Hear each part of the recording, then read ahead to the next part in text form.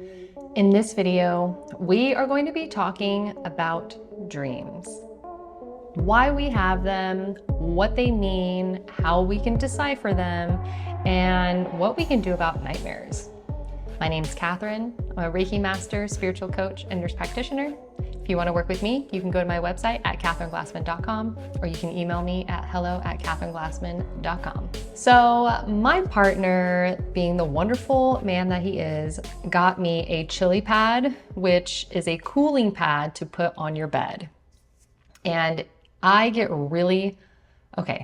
I'm usually pretty cold all the time, but when I sleep, my back gets really hot and it sweats. And then I have to roll over and lift the back of my shirt up so that I can air out the sweat. And I know that sounds gross, but it just is what it is. And therefore, I just don't get that much of a restful night's sleep. Since I've had this chili pad though, I have been sleeping so much better that I'm dreaming a lot more now. I have noticed that there are some people out there that have been dreaming a little bit more vividly lately, and I do think that there is a solar flare planetary component to it. Also, as of this recording, the full moon is about 3 days away, and then also Mercury retrograde is right around the corner as well. So I think that has a little bit to do with it. But regardless, because I'm sleeping much more deeply now, I am dreaming more. And I got some insights on these dreams, and I thought that I should share that with you. Now, all of this is through my own meditation. So if it resonates, great. And if not, that's totally fine. But what I got, because I was having a lot of dreams and I needed to figure out what was going on. I have dreamt in the past, and it's all of the ones that were really meaningful, I guess, or had a really large impact on my life personally, were usually of me either lucid dreaming or astral projecting. I don't think I've ever had any prophetic dreams, which is unfortunate, but there definitely are people out there that, have prophetic dreams. So of course, I knew that I needed to do a little bit more investigating on why I was having these dreams, what we can do about it. So I actually spent some time meditating on the concept of dreams specifically. So to start off with, why do we even have dreams? Okay, now once again, this is just my opinion based on my meditations, okay? What I believe dreams are is just another access point to the quantum field. And what is the quantum field? In my own definition, I guess, I think there actually might be a real definition. So I'm not trying to, anyway, what I think it is everything is all happening all at once, right? The past is happening now, the future happened in the past, everything is all happening all at once. Everything, everywhere, all at once, okay? And so we get access to all of that information at any given time because it's right here. And so how do we access this information? I call it an access point to the quantum field, right? Or to the collective consciousness, I guess. I think maybe I use those terms interchangeably perhaps, but for whatever reason, the quantum field kind of felt right in this particular meditation. So it's just accessing that information. Okay, so it's just another way. It's not any different than being here, awake and alive and in this dimension and experiencing life, right? With my human 5 senses and my human thinking and brain, I am experiencing this part of the quantum field. However, if I meditate and I start getting information that way, then I'm accessing a different part of the quantum field.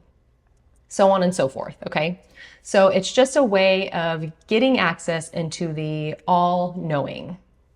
So when we dream, it gives us another opportunity to access all of that. And what's even better is that we can do it in a way where we don't have to physically do anything. So I can have an experience in my dream without it actually impacting my human life in this dimension at this space and time right now, which is pretty cool because it's like I get to live different lives as if I'm like a quantum being, you know? Pretty cool. But one of the bigger reasons why we dream is so that we can experience things for our own evolution, especially through clearing karma. But again, it gives us an opportunity to face the issue, clear the karma, and to never actually have to deal with the situation in our waking life. So if you're having issues with a person or a relationship of some sort or something like that, and it comes to you in the form of a dream, like a conflict comes in your dream, then it gives you the opportunity to face the conflict without it actually being a real conflict in this space and time. And so really, we are doing a lot of work pretty much all the time, if you think about it, with being not only an interdimensional being, but also a quantum being. We are getting so much information and so much input into our consciousness that we have to constantly keep neutralizing it so that we can clear the karma and not have any remaining baggage that's going to hold us down from raising our vibration. And so because we have so much information, not only information coming at us like now, but also from past lives too, or trauma that we completely forgot about. That's why if you had a traumatic experience, it's not unusual for you to have nightmares as a result. For me personally, I always had this reoccurring dream of being chased. Just all the time, being chased. And it wasn't always like the same person or the same being or monster or whatever I identified it as at the time. But I was just always being chased. Or, I would have dreams where the thing or the monster would finally catch up to me and I would try to fight it and my arms would turn into jelly. Or my feet would be in some sort of like gelatinous substance and I couldn't like run anymore, just very disempowering experiences in some of these dreams.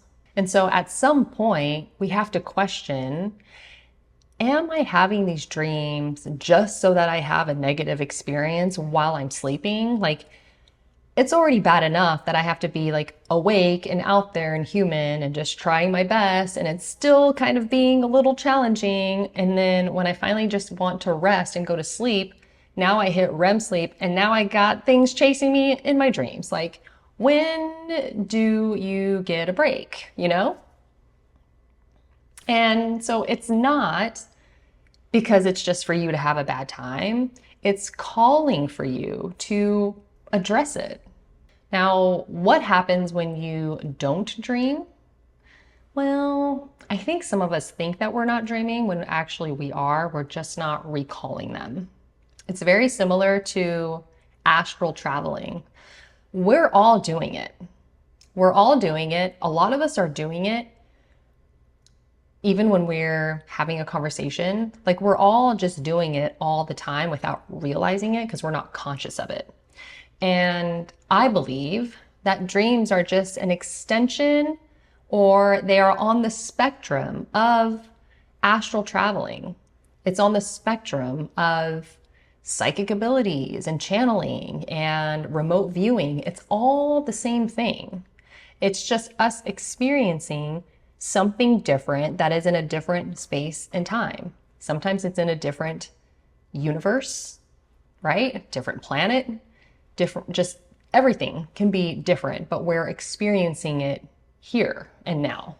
Because a lot of us are just astral traveling in the middle of a conversation or, remote viewing a thing, but we don't know that we're remote viewing it because, we haven't set out to prove that we are actually remote viewing something.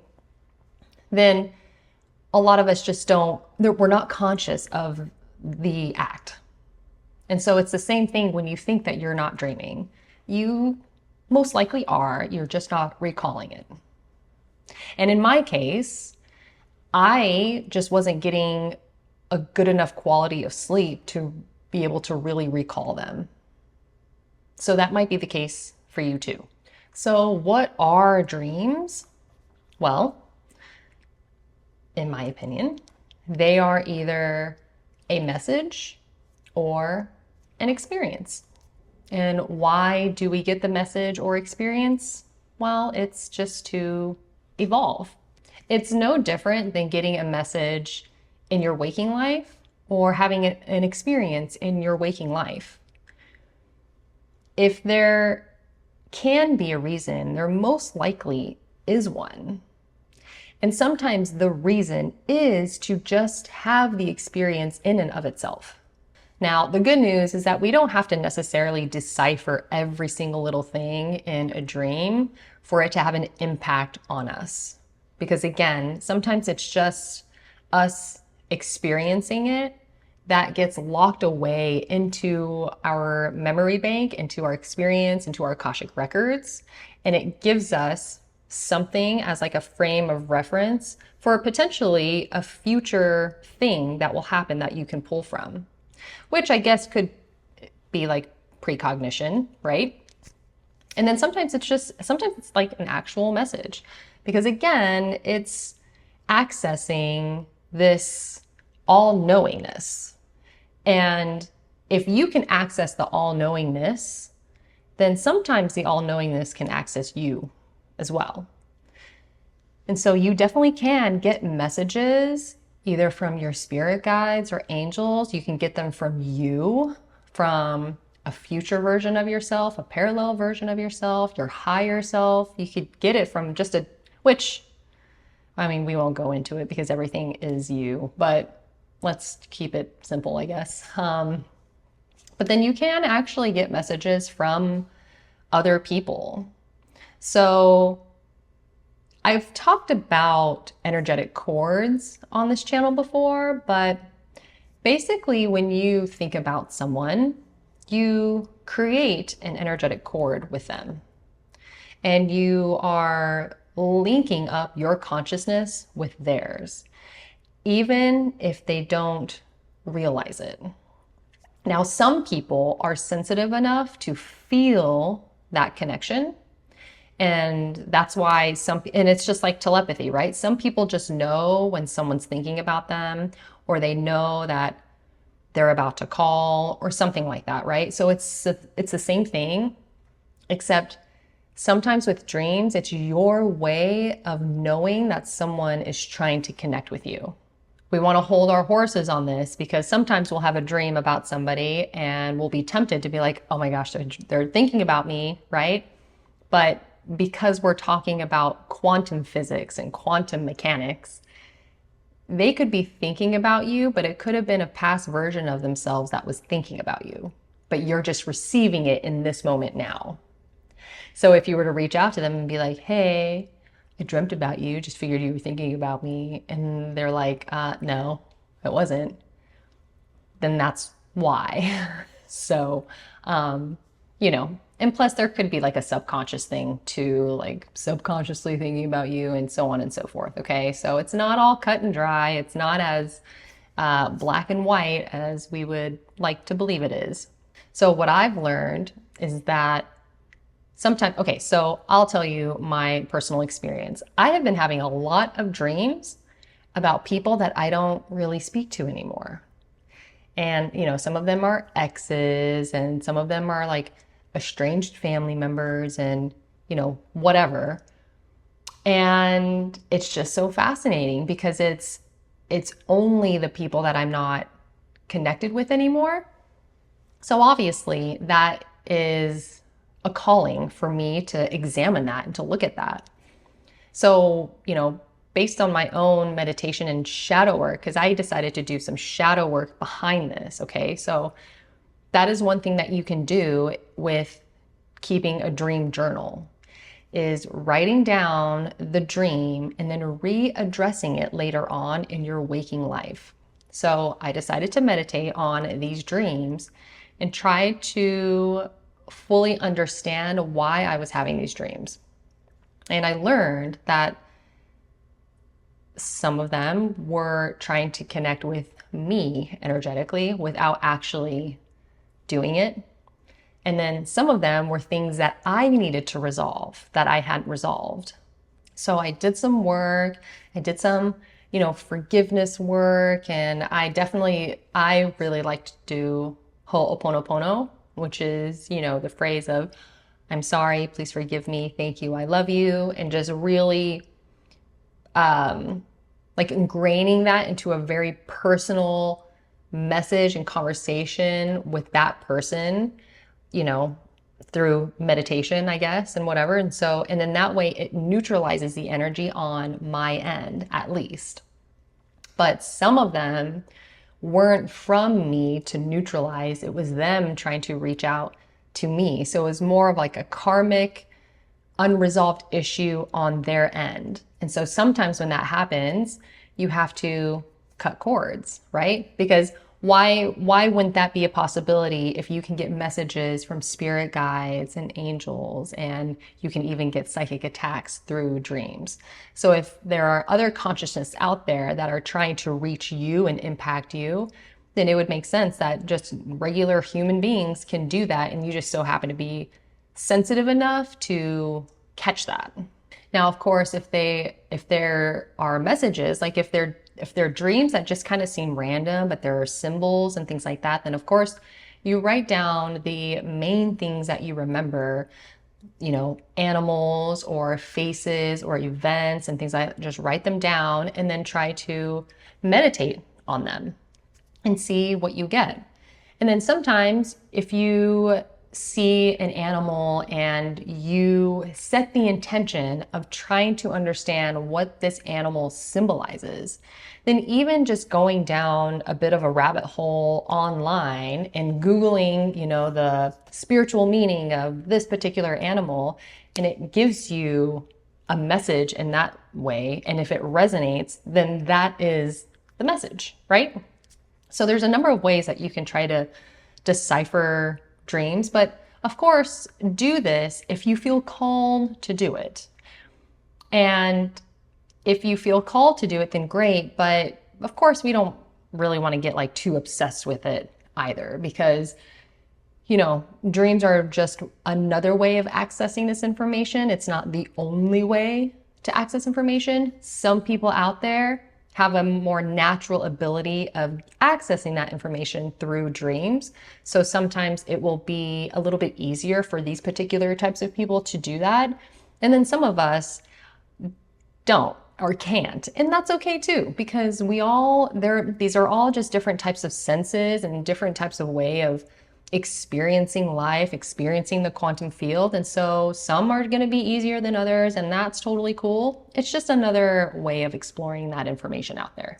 And when you are analyzing a dream or going down a rabbit hole to figure out what this particular symbol means, sometimes you are being called to do that so that you can have the experience of doing that. Okay? Literally, sometimes it's just within that experience of digging a little deeper. Because learning that particular skill of being a little curious about a particular dream and going down this journey of figuring out what that is, that becomes a skill that you can take into other experiences in your life. And when you do that enough, it becomes, I guess, kind of second nature. And when it becomes second nature, your higher self, your spirit guides and angels know that this is what you do, and it makes it an easier line of communication from them to you. Now, the general rule when it comes to knowing whether or not you should really pay attention to a particular dream, or if it's just kind of something that is not a big deal, is paying attention to how much of an impact it had on you emotionally and psychologically.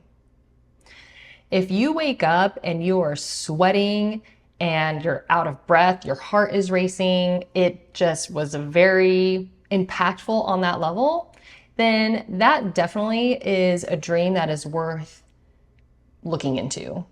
Because clearly, if it's having this much of an impact on your physical body, then it must be important enough for you to pay attention to. Our physical body is also a messenger. When it starts to have pain or anxiety or rashes or disorders and diseases and things like that, that can often be a later sign of an energetic thing happening to you. For example, if you're having anxiety all the time and you're just wired constantly because you're just anxious, and then you eventually have a heart episode, the heart episode, it ends up being a later sign and it becomes critical at that point. So again, if you're having a bodily reaction to these dreams, then it's your body at least trying to tell you now that this needs to be addressed and it needs to be neutralized and cleared once and for all. But on the flip side, if it is a dream that you end up really loving and enjoying, then most of the time, it just means that you were meant to experience that. You were meant to have fun. It's just like going on a vacation. The whole point of going on a vacation is to enjoy it and enjoy your human experience, enjoy the planet that you're on and the people you're with and the animals and the nature and so on and so forth. It's just meant to be lived and loved. And so sometimes that can be with dreams too. So if you have a fun dream, then sometimes you don't really need to go digging any further. Sometimes it's just best to just remember them and recall them and just be grateful that you had a cool experience. This was definitely the case for me when I was lucid dreaming a lot. Man, I had a blast. And honestly, I think I'm going to try to start lucid dreaming again. I basically just stopped doing it. And I know the reason why. For me personally, it's just within my contracts. It's a bit karmic because I need to focus a little bit more on being human. And yeah, I'm having more focus being on being human rather than quantum and spiritual and lucid, because trust me, if I could lucid dream and astral travel all the time, I probably would. So this keeps me grounded. My soul knows that I need to be on the earth and grounded, so I can't do that all the time. But that's not going to stop me from trying. Now, this brings me to a different type of dream. Dreams that can be a little bit more fantasy related or a little bit more bodily pleasurable charged, if you catch my drift. Okay.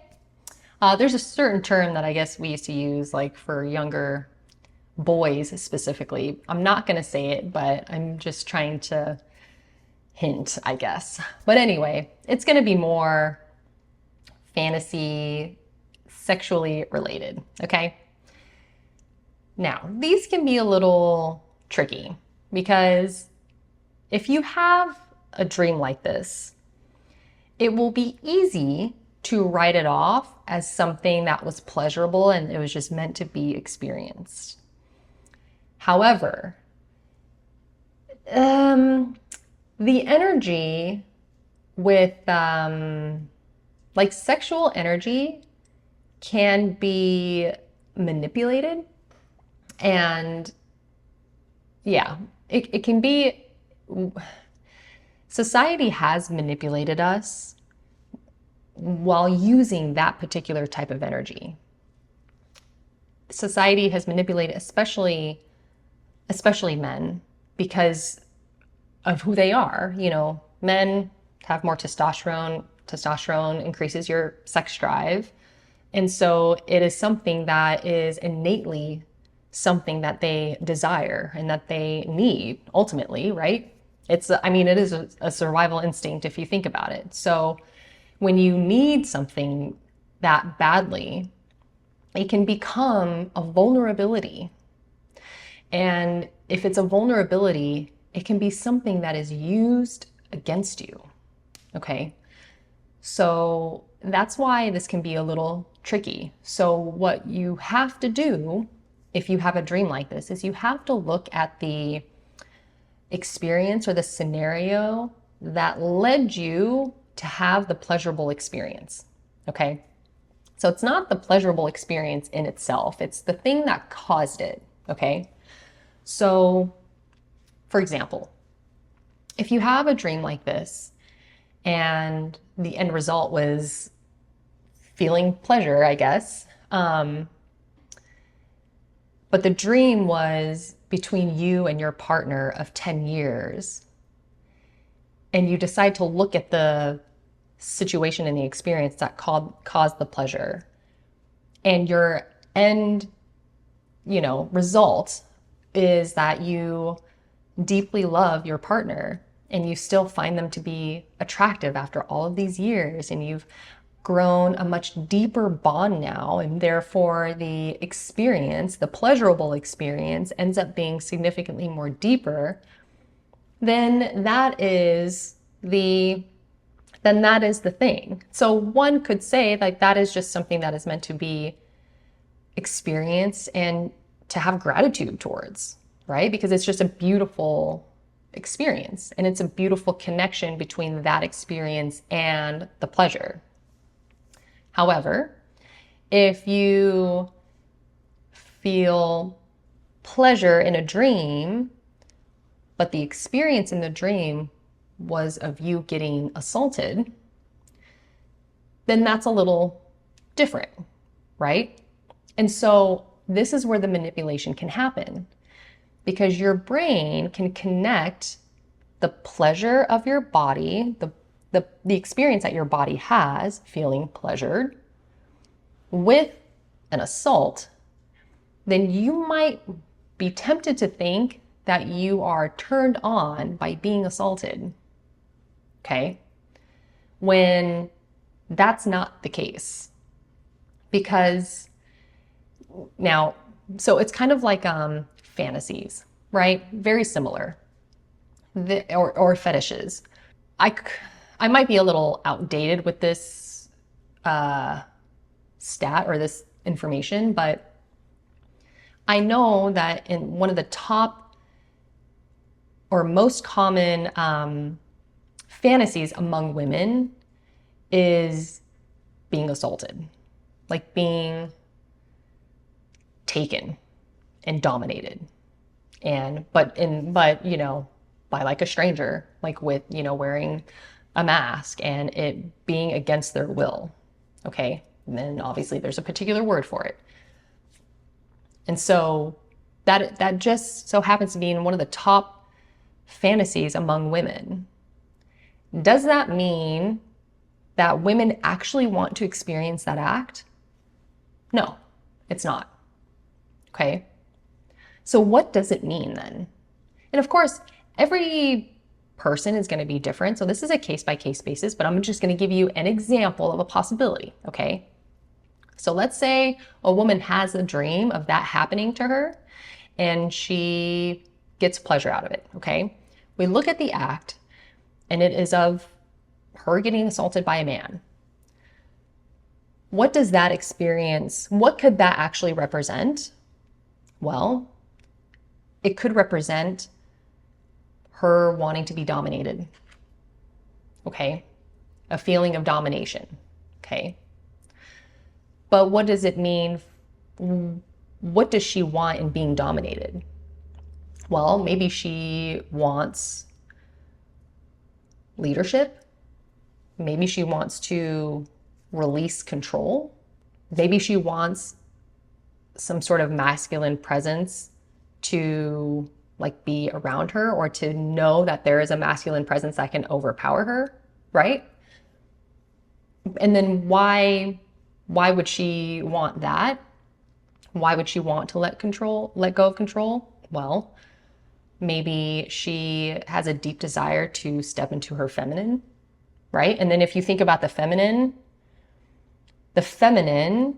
is is like the epitome, oh, I don't know if that's the right word, but like a good example of what it means to be in that particular position of being dominated, right? Because women are typically the ones to get assaulted by another person sexually. And it's usually going to be by a man, right? So it's like a masculine dominant act over a feminine woman who is physically weaker. Okay. So now, am I saying that that is it, across the board? No, I'm not saying that. But it could be for, any particular person if you were to just take the time to look at the actual experience of why you connected that to feeling pleasure. Okay. It's kind of the same thing as like CEOs or like very powerful men of like, Fortune 500 companies and, very wealthy billionaires having a fantasy of being dominated by like a dominatrix and like being walked on with high heels and like forced to walk like a dog, right? It's this fantasy of them letting go of control because they don't have that in their actual waking life, okay? That's just an example. There are a number of them out there, but it's worth exploring. And it's, if at least if you do the exploration, then you can get a little bit more insight into what's going on with you and what your soul is trying to say to you.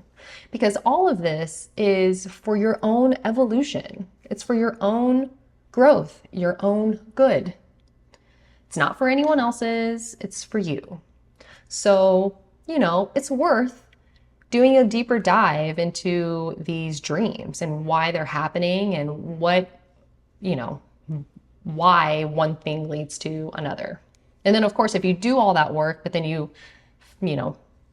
finally just, conclude that it's more just for the pleasurable act, then hey, at least you did the due diligence of figuring that out, right? And, once you do that due diligence and you really get to the core of what you're actually experiencing, then you can focus on that particular aspect of yourself and really try to nurture that and to heal it, right?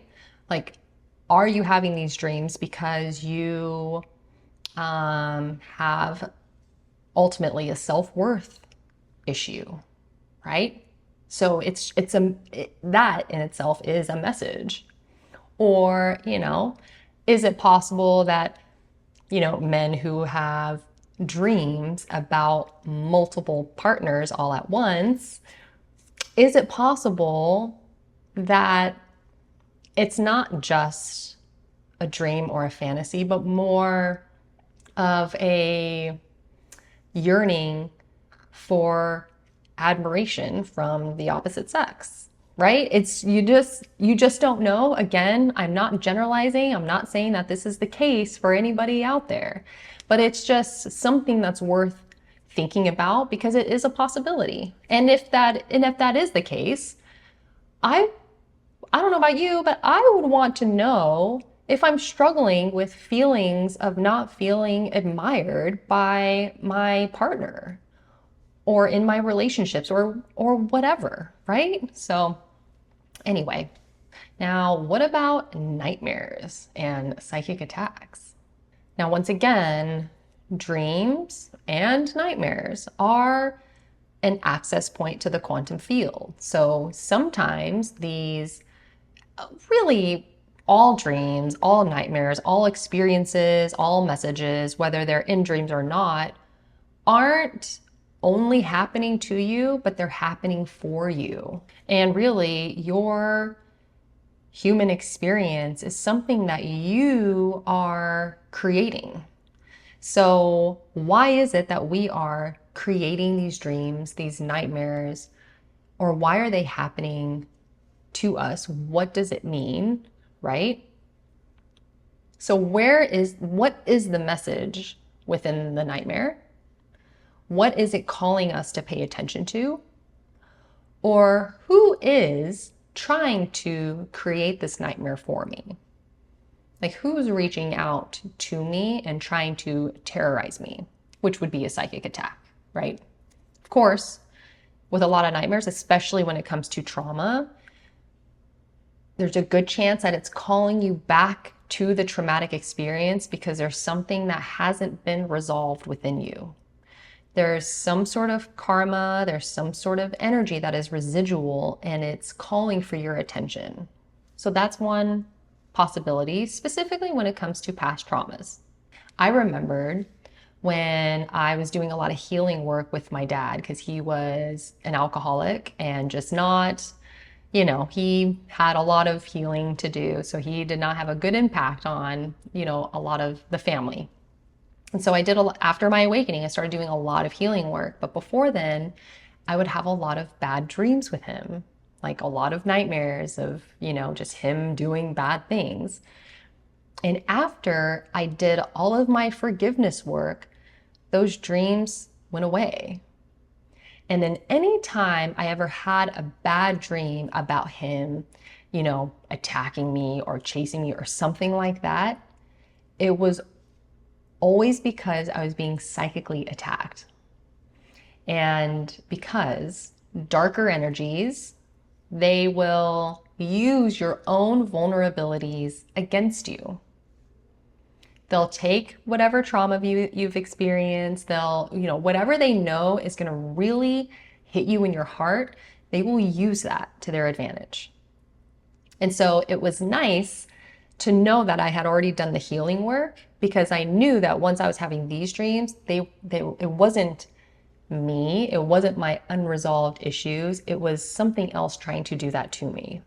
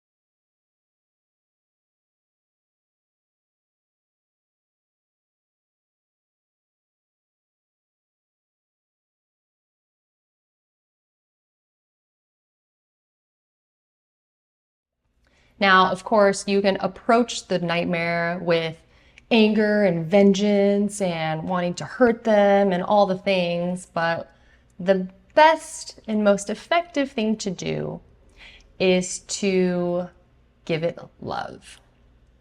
I know, because love is, in fact, always the answer. So rather than, trying to lucid dream or whatever, I'll meditate on whatever is chasing me. I'll turn around and hug it. Or, well, here, actually, what I'll do is I'll freeze it, make it freeze, and then I'll hug it for 20 seconds. Research has shown that when you hug someone for 20 seconds, that is when oxytocin is released, which is the love hormone. So 20 seconds. And it's really hard to resist a really good hug. It's hard to stay mad when someone hugs you and really means it. But with that being said, I hope you liked the video. Give it a thumbs up if you did. Consider subscribing, and I will see you next time.